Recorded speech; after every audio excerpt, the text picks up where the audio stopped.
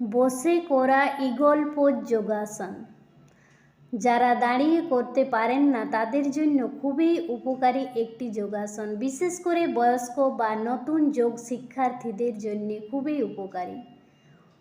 কান, ঘাড় ও উপরের পিঠের ব্যথা ও জড়তা কমায়। দীর্ঘ সময় বসে কাজ করার ফলে হওয়া স্ট্রেস ও ক্লান্তি দূর করে। হাত, কবজি ও কনুইয়ের নমনীয়তা বাড়ায়। রক্ত সঞ্চালনে উন্নত করে। মনকে শান্ত করে ও একাগ্রতা বাড়ায়। হালকাভাবে মেরুদণ্ড সক্রিয় ও সোজা রাখতে সাহায্য করে। অফিসে বা ঘরে বসেই করা যায়, তাই সহজ ও নিরাপদ। কারা করবেন না? যাদের কাঁধে গুরুতর ব্যথা রয়েছে, কবজি, কনুই ও বাহুতে আঘাত রয়েছে, যাদের পিঠে তীব্র ব্যথা, যাদের রক্তচাপ খুব বেশি। গর্ভাবস্থায় করবেন না। যাদের ঘাড়ে মারাত্মক ব্যথা রয়েছে তারা করবেন।